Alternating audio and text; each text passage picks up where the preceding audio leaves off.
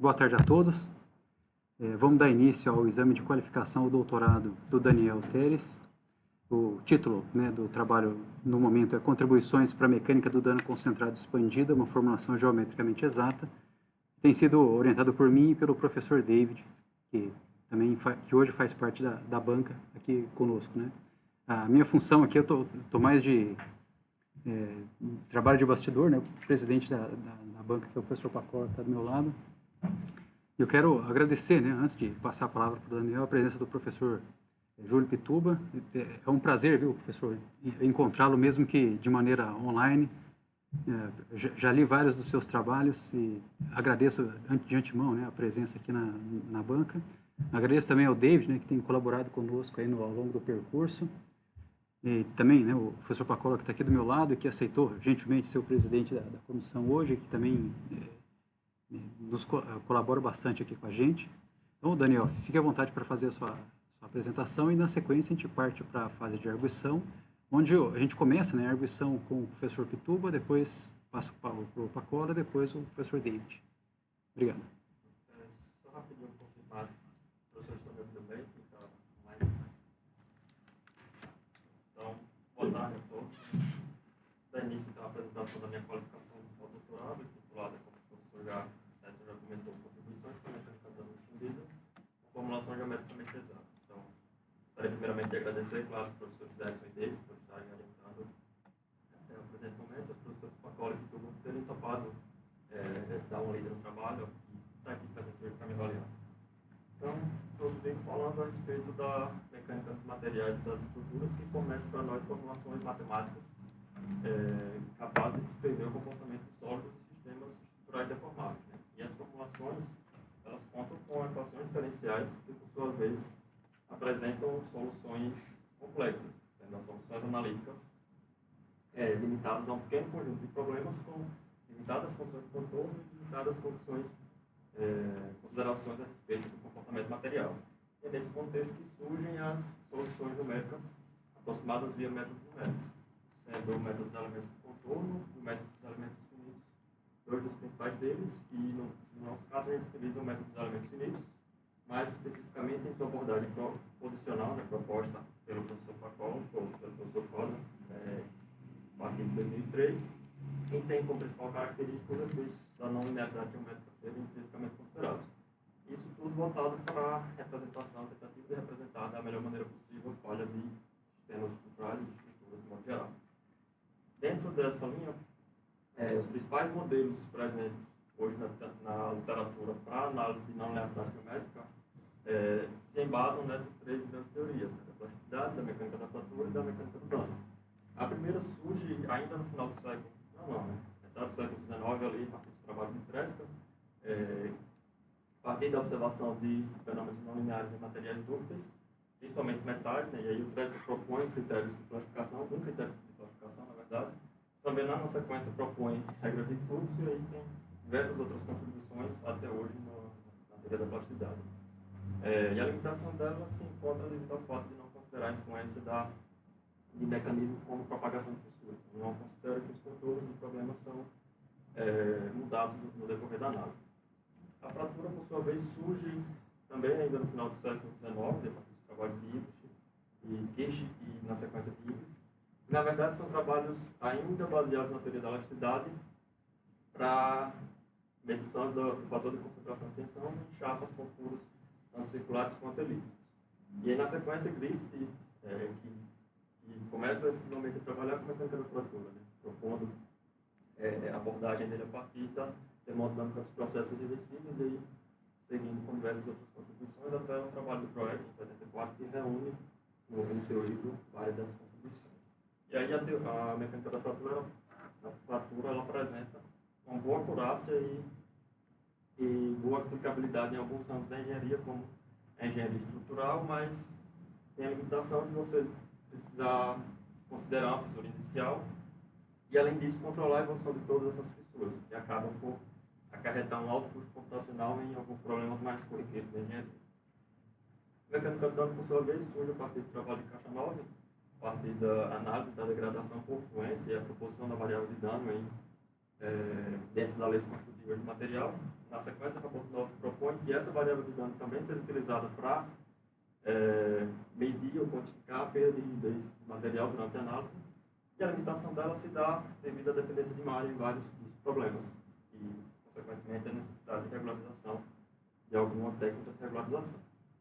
E essa dependência de malha se encontra também, principalmente, no fenômeno de localização da deformação, ao analisar problemas de localização de deformações, que é um fenômeno físico caracterizado pela concentração de deformações em faixas estreitas, que acabam por acarretar na descontinuidade das taxas de deformações. E o fenômeno está ligado principalmente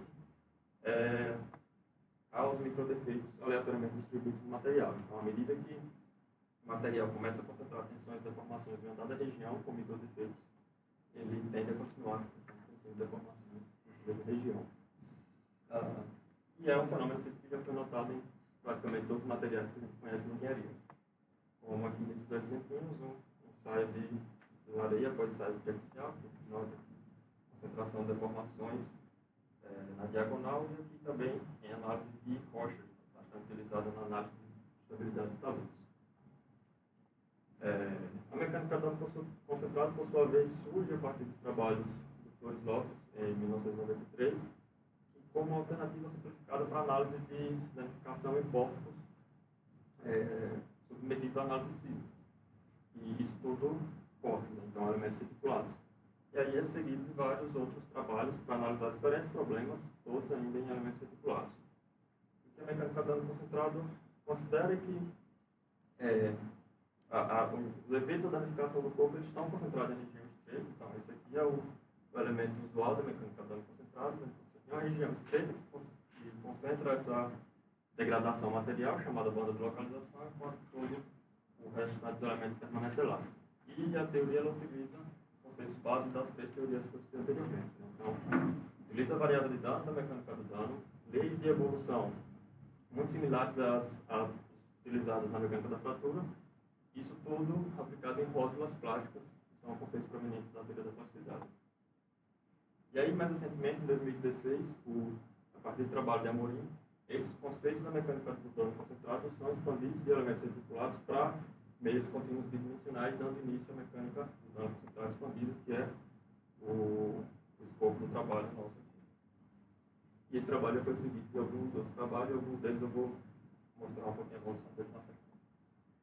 Agora apresentamos os objetivos do presente trabalho, que é contribuir para a evolução da mecânica do dano concentrado expandindo principalmente o escopo de problemas que podem ser analisados com teoria.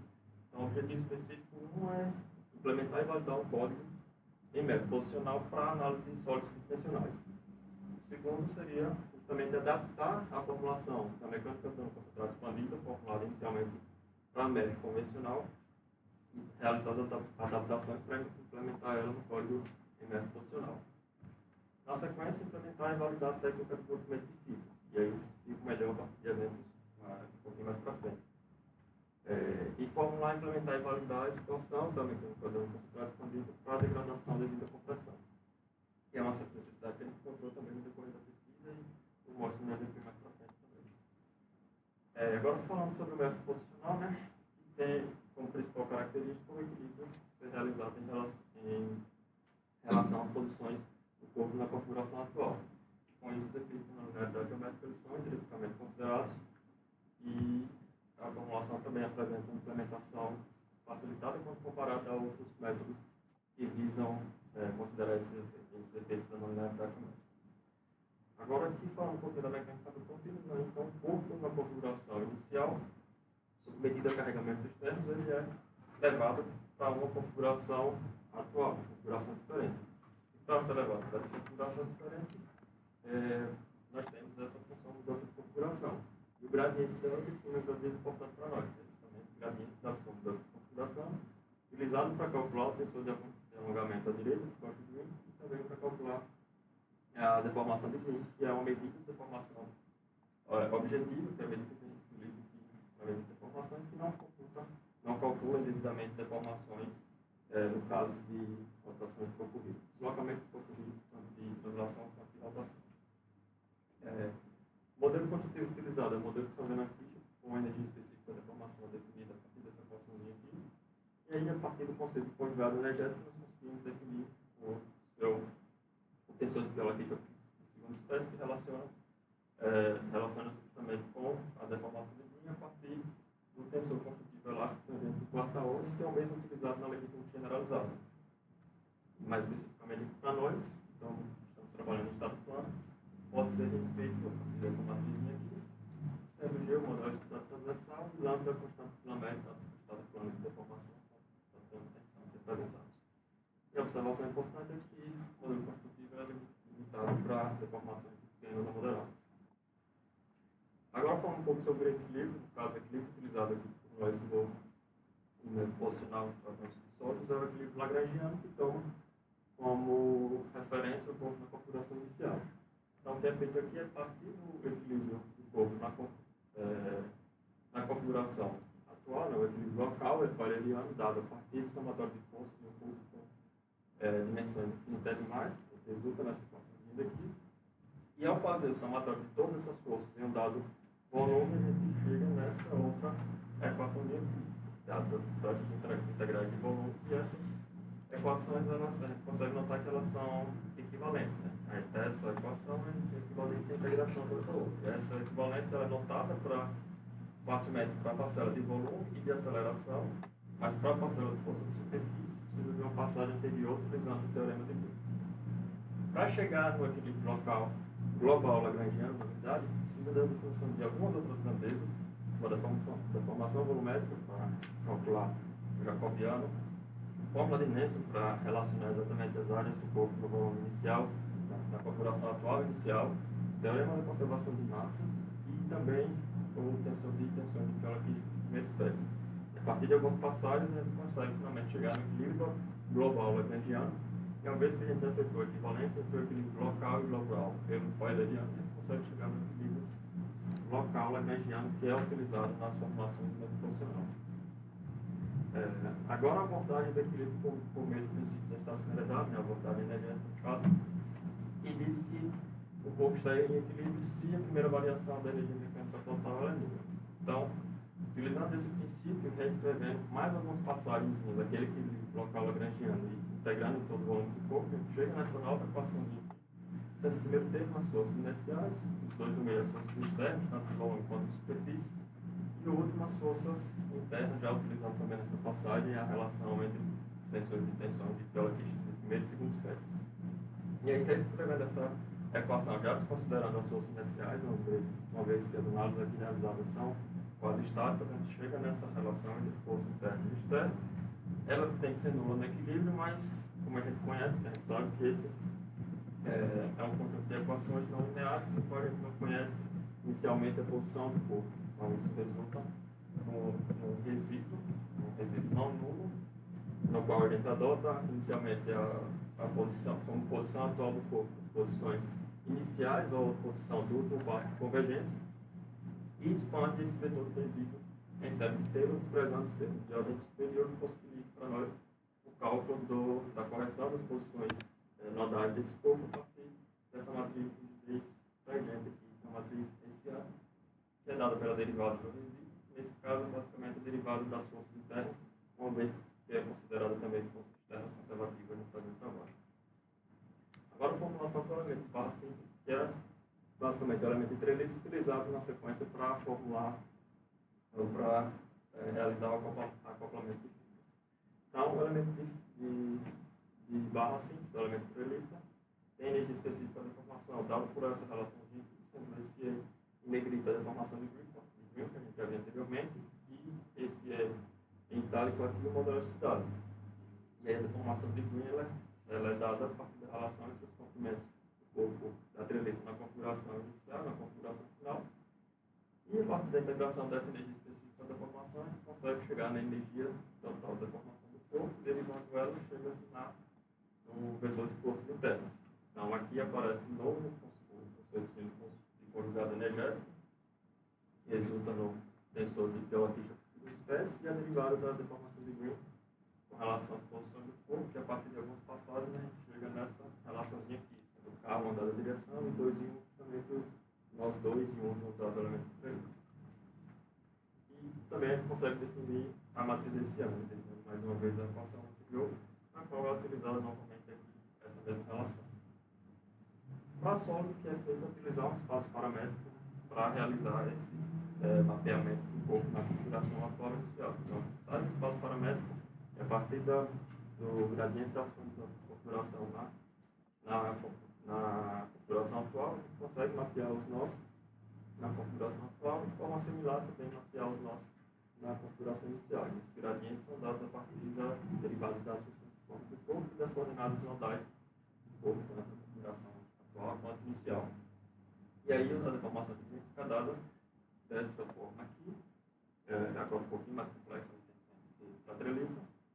E aí as forças internas aqui já dadas em termos de integração numérica, por isso que aparece os de Gauss e a espessura, sendo essa derivada agora um pouquinho mais complexa. Então, aqui foi utilizada a regra do produto nessa equação, e a gente sabe que só varia com as posições iniciais, com as posições atuais, ou o gradiente é 1. E aí, por isso que aparece esses DAs aqui, que são as derivadas do gradiente A1 com relação às posições do corpo na configuração atual, resulta um tensor de ordem 4, que pode ser reescrito como tensores de ordem 2 em cada uma das duas direções. E a mesma coisa para a matriz hessiana. Então, aqui, de novo, em termos de integração numérica, sendo esse Hzinho composto por esses 5T, né? Então, esses dois a gente já viu anteriormente.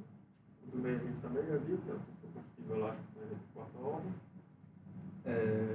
Aqui o conjugado energético, então, de novo, o tensor de geologia, quando definir apenas essa última derivada aqui, com mais algumas passagens, resulta nessa equação aqui, que DA aparece agora 2 vezes em cada uma das passagens.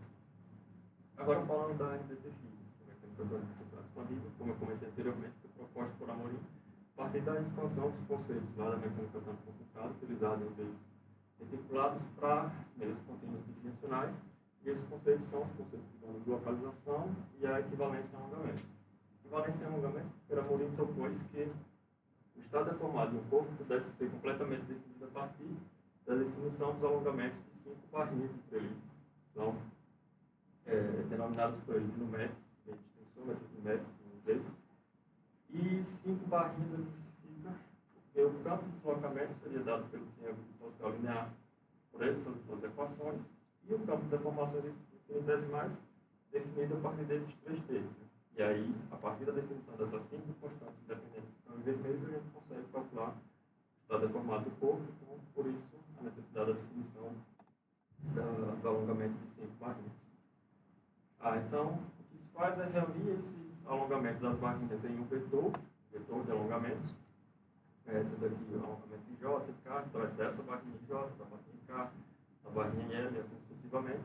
E esses alongamentos são calculados a partir da transformação dos deslocamentos nodais por meio dessa matriz P, que contém basicamente relações trigonométricas entre o segmento de reta formado por esses números e a horizontal. E isso resulta para nós aproximadamente L menos L0, que é a proposta, que é o proposto para Amorim e é válido para pelos deslocamentos pelas deformações.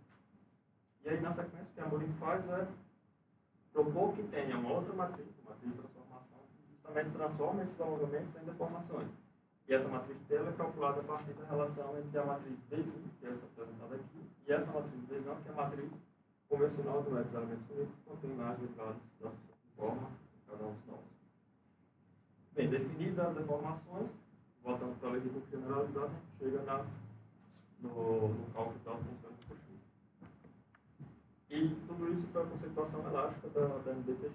Na sequência, o que Amorim propõe é que a degradação do corpo esteja concentrada nas 4 arestas, 4 bandas de deformações nas arestas. E essas bandas de deformações, bandas de localização, elas podem ter espessuras diferentes em cada um dos nós. E essas espessuras são controladas a partir da lei de Dano, proposta por Amorim, que essa lei de Dano tem um comportamento linear no amolecimento. E a partir dessa definição, né, do crescimento dessas bandas de localização, mais algumas relações trigonométricas, a gente consegue transformar esses crescimentos de bandas em deslocamentos nodais devido à danificação, e com isso, de novo, utiliza-se a matriz B para calcular o alongamento devido à danificação, ou os alongamentos devido à danificação. E aí volta para a lei generalizada, utilizando a hipótese de equivalência em alongamentos, que é inspirada lá na hipótese de equivalência de informações no elemento de Chabot, e a gente consegue calcular as funções globais. Tensão importante. E aí a evolução. Esse foi o elemento de Amorim que eu apresentei. Na sequência, Oliveira, tentando analisar casos, problemas em que a degradação tendência a cruzar o interior do elemento, propõe a retirada de duas das bandas das arestas e a colocação de duas bandas nas diagonais.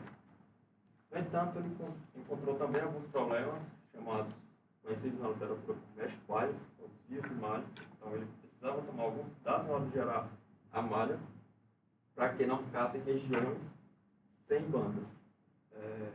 Com isso, ele teria, se a região de falha tendesse a cruzar aquela região, ele não tomou cuidado, ficou sem banda, então ele teria um desvio no seu caminho de falha. Na sequência, tentando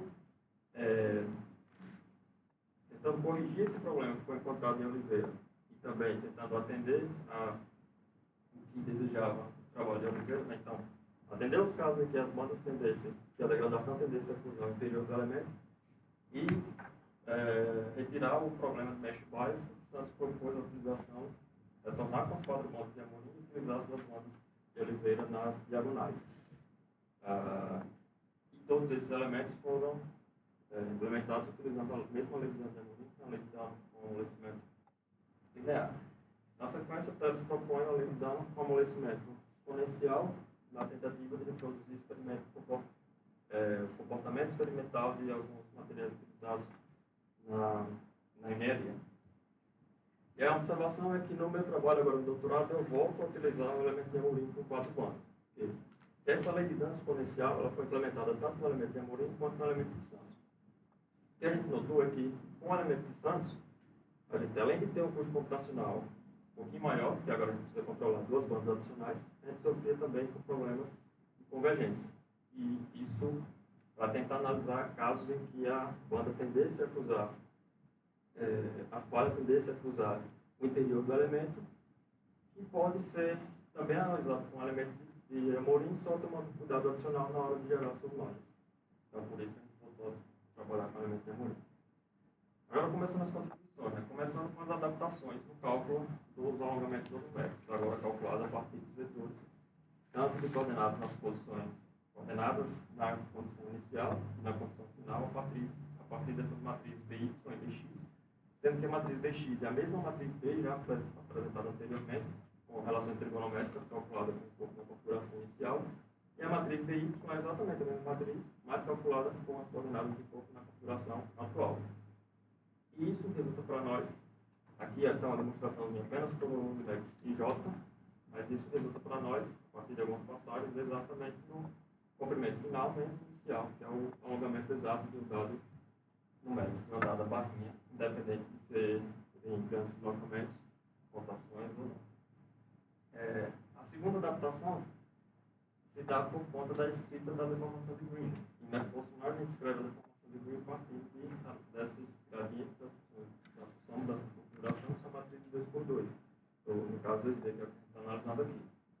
Enquanto que lá na MDCX, essa relação com a matriz B ela se dá a partir de uma matriz B de dimensão 3x8. Então, a gente não conseguiria analisar, relacionar essas matrizes 5x8 com matrizes 2x2. Então, o que foi feito foi, baseado nessa reescrita da deformação de Green, encontrada nos trabalhos de Vasco, com mais algumas passagens, a gente chega em uma nova matriz, BNL, que tem as dimensões desejáveis, 3x8, e também calculada em função das coordenadas do corpo na configuração final inicial. E essa matriz BNL, ela contém esses termos aqui, que são basicamente são matrizes que contêm as derivadas das funções de formas rearranjadas de forma conveniente. E aí, bem, com isso a adaptação ela fica mais natural. Então, o que a gente propõe é escrever a deformação de Green a partir dos 2 vetores lá, que esses 2 vetores, na verdade, eles contêm os comprimentos, né, de cada um dos vértices, tanto na configuração atual quanto na configuração inicial, a partir de matrizes TY e TX relacionadas com a matriz. E elas são definidas relacionando as matrizes BY e BX com a matriz BNL anteriormente apresentada. Com isso, a gente volta no modelo construtivo e consegue calcular o tensor de tensão pela segunda espécie. E E aí, de novo, utilizando a hipótese de equivalência em alongamentos, seria aqui a parcela de deformação devida à danificação. Então, a implementação, que o pseudo-algoritmo do código implementado, né? Então, essa parte aqui é a parte global. Como comentei anteriormente, a gente adota inicialmente que o corpo, as posições nodais na configuração atual são iguais às coordenadas do corpo na condição inicial, ou iguais às coordenadas do corpo no último passo de convergência. E aí, o que se faz para cada passo de carga é calcular o vetor de forças internas, a matriz hessiana, calcular o resíduo, forças, condições de contorno e resolver o sistema linear para calcular a correção das posições nodais. E aí calcula-se um erro e verifica se ele atende ou não uma tolerância pré-estabelecida. E aí é justamente nesse passo 6 que entra o algoritmo global, que é onde aparece a mecânica da concentrada expandida a partir de um algoritmo de predição-correção. Então, o que a gente faz inicialmente é adotar que é um passo elástico, verifica se ele é um passo elástico ou não. Se não for, ele corrige os valores de tensão e os valores de espessura de banda, que simbolizam para nós a degradação. Então, para cada novo elemento, a gente calcula a deformação de Green, como mostrei anteriormente. Na sequência, calcula a tensão de Piola-Kirchhoff, conforme eu mostrei anteriormente também, e aqui esse passo é importante. A gente transforma essas tensões de Piola-Kirchhoff, que é uma medida de tensão matemática sem significado físico, para a tensão de Cauchy. E isso porque na nossa lei de Dano aparece um sigma crítico, e esse sigma crítico representa para nós a resistência à tração do corpo, já que é um modelo para fissuração devido à tração. E aí, na sequência, o que a gente faz é rotacionar essa tensão de Cauchy para perpendicular à banda, que é o crescimento é uma fissuração, abertura de banda, tração perpendicular a cada uma das arestas. Por isso que a gente transforma ela, rotaciona ela para perpendicular às arestas e, na sequência, verifica a lei de dano lá se ela está sendo, as leis de dano, se elas estão sendo violadas em cada uma das bandas. Se ela estiver sendo violada, a gente volta uma subrotina de correção que é formada a partir da linearização ou da expansão em série de Taylor desses vetores LE e G, sendo LE a lei elástica ou dada pelo modelo construtivo do material, só trazendo todos os termos para o mesmo lado, e G, o vetor que contém as leis de dano, as 8 leis de dano, são 2 para cada uma das 4 bandas. E aí, expandendo isso em série de Taylor, de novo, escrevendo os termos de ordem superior, a gente consegue calcular as correções com as tensões nodais e com as espessuras de banda. Então, as primeiras validações. Essa primeira validação é só para validar um problema elástico, validar essa alteração cinemática, então o cálculo das deformações de Green a partir dos alongamentos numéricos em um problema com grandes deslocamentos. Então, é um problema conhecido na análise linear geométrica como linha elástica de Euler, foi testado em Fuji em 83 e por seus colegas em 94. Consiste basicamente em pilar com carregamento excêntrico, um carregamento alto excêntrico. E aí ele foi testado aqui com tensão em uma malha com 300 elementos e comparado com análise no software comercial ANSYS, com 291 elementos, Plane 82, que é justamente elemento com base quadrangular com aproximação linear. E aí, aqui os campos de deslocamento, tanto no ANSYS quanto na fazendo trabalho, e a trajetória de equilíbrio que apresenta boa aceitação, boa concordância. Então, validando essa transformação cinemática, que é o cálculo das deformações, partindo dos alongamentos das numéricas. E aí, na sequência, um problema com danificação e testado experimentalmente. Foi testado por Winkler e seus colegas em 2001, e as propriedades mecânicas adotadas, né? E aí o parâmetro T que aparece na lei de dano, ela pode ser calculada a partir dessas propriedades mecânicas medidas em laboratório. Ela é relacionada com a energia de fratura, uma vez que a energia de fratura a gente consegue calcular a partir da área abaixo da curva da nossa lei de dano. Então, fazendo a espessura de banda tender ao infinito, só para calcular essa área, a gente chega nessa relação que o parâmetro Q, que é a razão entre a resistência de tração e essa energia de fratura. Então, é um problema com danificação, com resposta experimental, e não pode pretender avaliar a região de falha e a resposta numérica também. Então, aqui a região de falha, para 3 das malhas experimentadas, O que está em branco, evidentemente, é a malha, e onde tem cor diferente de branco é onde aparecem as espessuras de banda. Então, as espessuras de banda diferentes. E vermelho é onde aparecem as maiores espessuras de banda e vai diminuindo conforme ainda mais para a esquerda. E a gente vê que o comportamento é bem similar para as três malhas apresentadas. E aqui a resposta numérica também para essas três malhas, comparada com a resposta numérica de referência com a envoltória experimental, onde a gente percebe uma objetividade de solução que é extremamente importante principalmente para modelos de dados. Agora, voltando para as contribuições que a gente titulou aqui de MDCX com fibras. Porque a MDCX ela é proposta originalmente para análise de sólidos homogêneos com comportamento quase igual. Na sequência, a partir da definição da nova lei de Dani, daquele parâmetro que a gente consegue verificar o comportamento de materiais com diferentes materiais, por assim dizer. Então, materiais com comportamento muito frágil, bastaria se utilizar um parâmetro T com valor absoluto elevado.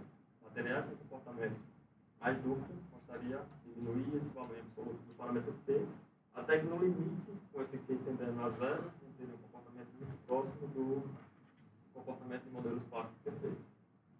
E aí, para concreto, foi o exemplo que a gente viu anteriormente, a Champagnelli, a gente tem um significado físico para esse parâmetro T. A gente consegue chegar no significado físico para esse parâmetro T, que é a relação lá entre a energia de fratura e a resistência à tração do concreto. No entanto, na presença de fibras, né, é bem conhecido que o corpo de material ele passa a ter um comportamento mais dúctil, menos frágil. E aí isso a gente nota nesse segmento de túnel, que é composto de concreto reforçado com fibras, em que o parâmetro Q para esse concreto seria o próximo daqueles menos 25, menos 30 do exemplo anterior, mas para aproximar a curva experimental com o nosso modelo, a gente precisou analisar, isso é um trabalho anterior, não é um trabalho do modelo. Precisou utilizar um parâmetro Q de menos 0,15, que é um parâmetro Q que perde o seu significado físico, uma vez que é um parâmetro adotado para fazer a curva se aproximar do experimental. E aí, com isso, que a gente pensou em implementar a técnica de acoplamento de fibras, que é apresentada em uma análise para Kohler e Coda, em 2008, e adaptada ao método funcional por Sampaio para Kohler e Coda. É uma técnica que tem como principais características o não aumento no número de graus de liberdade do problema, então não acarreta um incremento no custo computacional. Além disso, os nó de fibra também não precisam coincidir com os nós de sólido, que facilita a geração de malhas. E na versão aqui implementada, a gente tem uma aderência perfeita entre fibra e matriz. A técnica consiste inicialmente em identificar quais sólidos os nós de fibra estão contidos, então escreve-se as coordenadas dos nós de fibra em relação aos nós de sólidos, utilizando a função de forma do sólido aplicada nas coordenadas adimensionais dos nós de fibra, que são desconhecidas inicialmente. Então, o que se faz é de novo expandir esse vetor e cérebro inteiro para calcular uma correção para essas coordenadas adimensionais inicialmente adotadas, arbitradas como sendo qualquer ponto dentro do domínio do sólido. E aí, na sequência, atualiza-se essa coordenada adimensional e verifica-se se ela está dentro do domínio do sólido. Se ela não estiver no domínio do sólido, quer dizer que esse nó de fibra não pertence ao sólido testado. E o acoplamento é feito via energia de deformação. Então, se faz são as contribuições da energia de deformação do elemento do sólido de fibra. Com isso, por causa das forças internas, fica dada a partir dessas duas equações. A primeira, devido ao elemento de sólido, e a segunda, devido ao elemento de fibra, multiplicada pelas funções de forma do sólido, justamente para levar as contribuições dos graus de liberdade da fibra. A mesma coisa para uma matriz desse ano. Você tem uma parcela do sólido e uma parcela da fibra, multiplicada pelas funções de forma para levar todas as contribuições dos respectivos graus de liberdade. Em termos de implementação, isso é feito a partir de operações matriciais, considerando que os nós de fibras estão contidos em elementos distintos, com nenhum nó em comum. Isso é feito a partir dessa matriz φ, que é uma matriz com essa cara aqui, que representa 0 no segundo e quarto quadrante, e os valores das funções de forma do primeiro e terceiro quadrante. E essa função de forma, e essa matriz φ é uma matriz 4 por 16 para o nosso caso. Uma vez que a gente fez elementos de fibra, aproximação linear, 2 nós, e como elemento de sólido, elemento com base triangular aproximação linear. E aí se faz a calcular o vetor de forças internas, exatamente como se faz o elemento de treliça, multiplicar por essa matriz fixa transposta para levar as contribuições para todos os graus de liberdade do solo e de maneira similar para levar para todos os graus de liberdade global do solo. Calcula-se a matriz hessiana da fibra, né? Pré-multiplica pela fibra, transporte da fibra e pós-multiplica por essa fibra para levar para todos os graus de liberdade do solo. E as validações dessa implementação. Então, o primeiro teste foi encontrado nesse trabalho de Helms. Então, é uma chapa quadrada com apoio utilizados dessas duas faces, dentro dos deslocamentos estão sendo por duas faces, porque são medidas as forças de superfície. Aqui a proporção volumétrica de fibra utilizada com fibras em três configurações, né? Horizontal, ortogonal e fibras distribuídas aleatoriamente. E aí o que se faz é medir essas forças internas, calcular essas forças de superfície, na verdade, e compará-las com o trabalho de campo, porque nota a diferença nesse cálculo, diferenças abaixo de 1%, é certo que fibra, no caso de fibras aleatórias na direção horizontal, e essas pequenas diferenças elas podem ser explicadas devido à diferença de elementos utilizados. Né? Aqui no trabalho utiliza, como já falei algumas vezes, o elemento com base triangular e aproximação linear, enquanto ambos utilizou o elemento com base triangular e aproximação curva. E aí agora uma validação utilizando um exemplo experimentalmente testado em três configurações de armação. Então, tem uma viga de concreto armado, medida flexão de 4 pontos, com três configurações, a primeira superarmada, normalmente armada, na sequência superarmada. E as propriedades mecânicas adotadas, tanto para o concreto quanto para a fibra, e os resultados de tensões aqui. Na viga subarmada, como é de esperar, os valores de tensão de tração são bem maiores do que na viga superarmada, e o contrário também. Na viga superarmada, os valores de tensão de compressão são bem maiores do que na viga subarmada. E aqui é a formação de bandas. Né? Então, aqui eu omiti a malha, né? Eu está apresentado aqui apenas as linhas onde aparecem as espessuras de banda que representam para nós a fissuração do concreto. O que a gente espera, e o que acontece aqui, é que na viga superarmada a fissuração seja bem menor do que na subarmada. Na subarmada ainda aparecem essas fissuras aqui, essas espessuras de banda com essa corzinha vermelha, laranja e amarela, que são os valores maiores. E aqui as curvas numéricas, né, todas dentro da inventório experimental. Mas aí, esses exemplos, eles não avançam muito, a gente notou que é porque em vários elementos nas análises, o valor de tensão de compressão começa a atingir a resistência do concreto, resistência à compressão do concreto utilizado. E aí foi que veio a ideia de expandir a mecânica dano concentrada para o cálculo da degradação devido à compressão, e essa expansão ela é feita a partir da observação dessas duas figurinhas aqui. Então, o que a gente sabe é que as fissuras de tração elas crescem a partir de esforços perpendiculares, fissuras crescem em direção perpendicular a esses esforços aplicados. Enquanto que para a compressão, as fissuras crescem na direção do esforço aplicado. Então, no caso do nosso modelo, é exatamente o que a gente tinha anteriormente, para a tração. Então, com esforço na direção vertical, a gente abriria essas bandas daqui, que estão em vermelho, na direção horizontal, abriria essas bandas. Claro, a depender das funções do contorno do problema. O que a gente fez foi adotar agora o contrário. Para a compressão, se tivesse esforço na vertical, você abriria as duas bandas da lateral, e se tivesse esforço na direção horizontal, abriria as bandas da perpendicular. O que a gente fez foi propor utilizar inicialmente, é o que está até agora, na verdade, as mesmas leis de dano para a compressão, leis de dano similares ao utilizado na tração. O que muda é que, na verdade, os valores de tensão que implicam o crescimento de cada uma das bandas. Então, para a banda IJ no NOI, a tensão que vai influenciar o crescimento dela é a tensão de compressão perpendicular a essa banda. E assim sucessivamente para as demais. Está aqui para a banda EJ no NOJ, para esse caso, o elemento regular que vai fazer essa banda crescer ou não é a tensão de compressão nessa direção aqui. A tensão de compressão no NOJ da banda JK. E assim sucessivamente para as Então, o que se faz em termos de implementação é verificar na sequência. Então, naquele algoritmo lá, a gente verifica as bandas, o crescimento das bandas, e a correção delas devido à tração, e na sequência devido à compressão.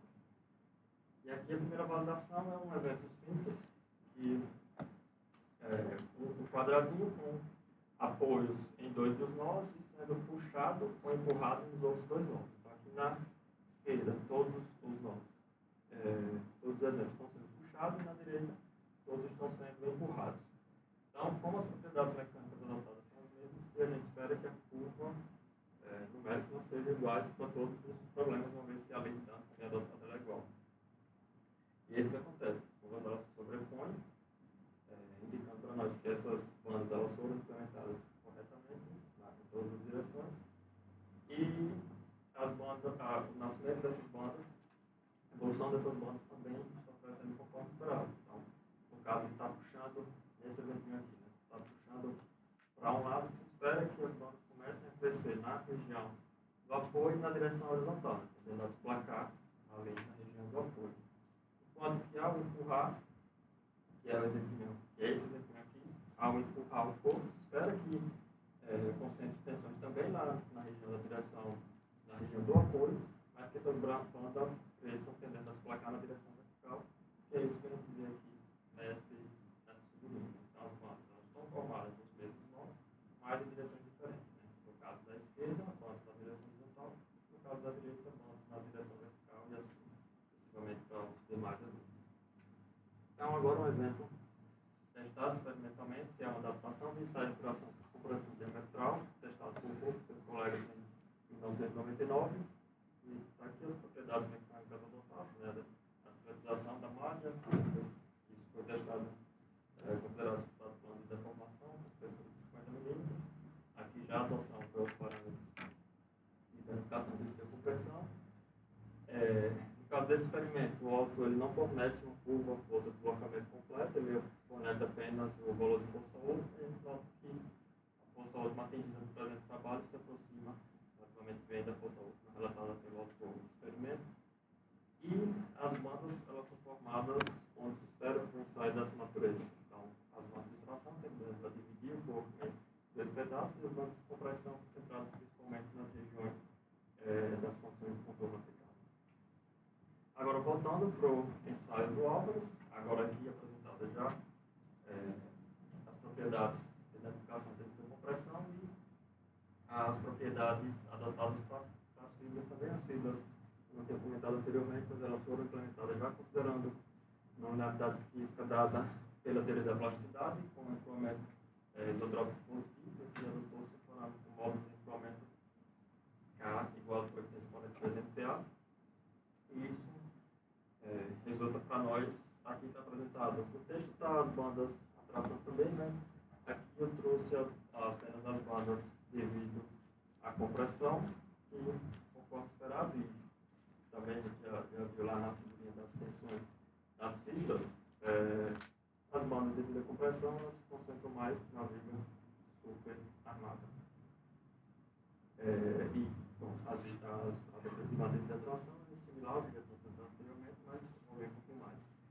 E aí essa evolução, porque o mais que eu quero falar é isso aqui. Então, em vermelho é o que a gente tinha só com a mecânica dando concentrado expandida devido ao com bandas abrindo devido à tração e a análise parava para a lei devido à convergência. Mas agora com a degradação devido à compressão, as análises elas avançam bem mais os 3 casos.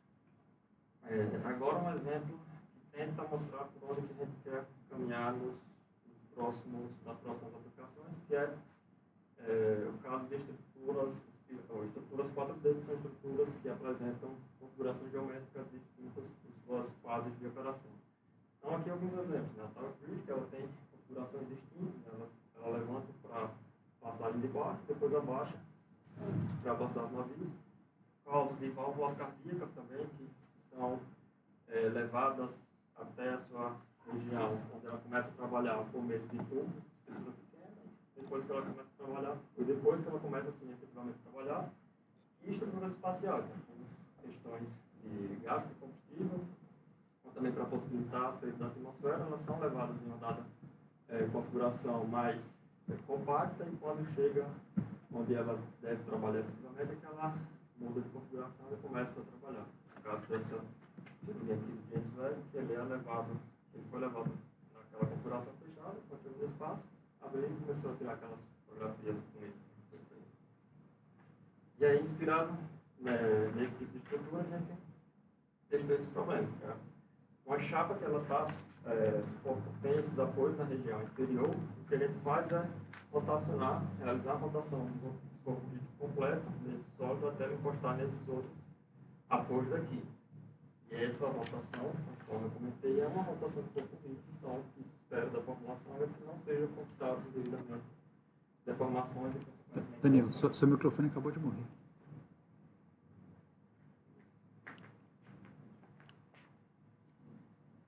Alô, professores, está me ouvindo?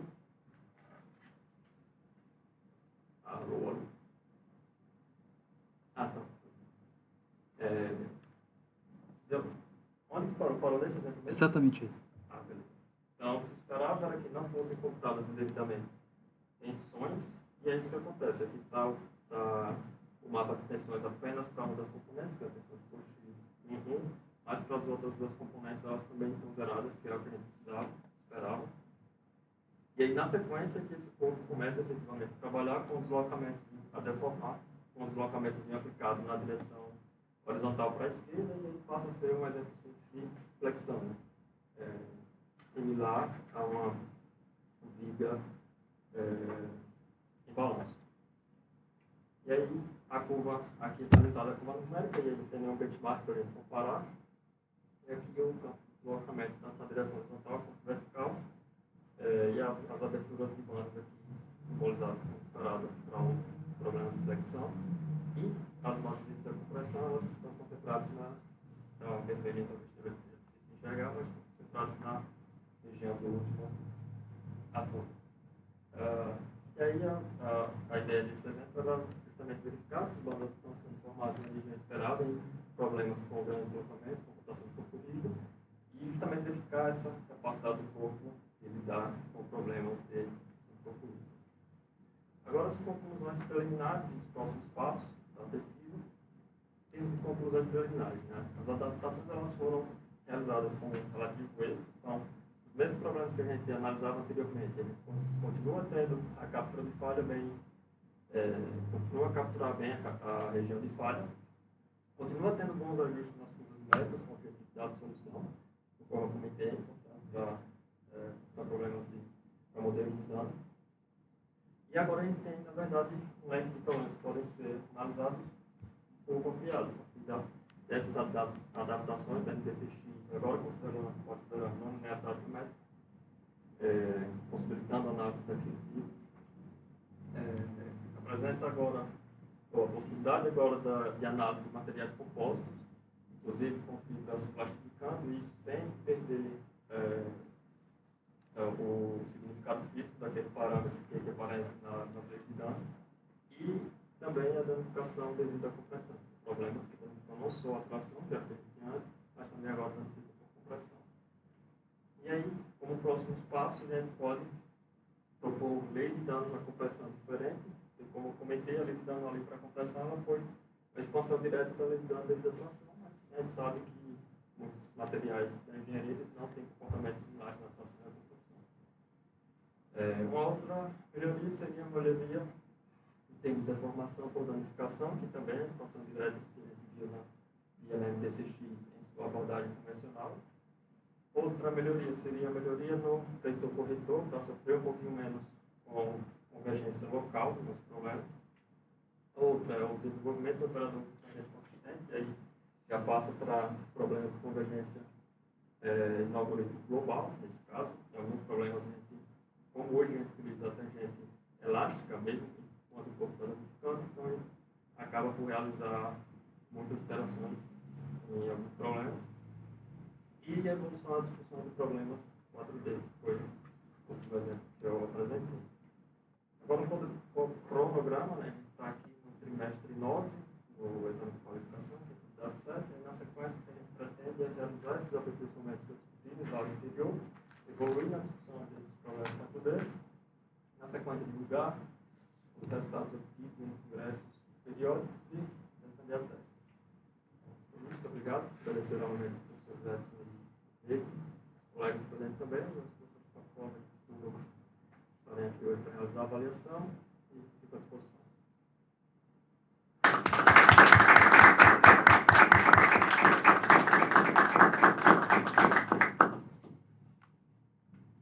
Muito obrigado, Daniel, pela sua apresentação. A gente passa agora para a fase de arguição, onde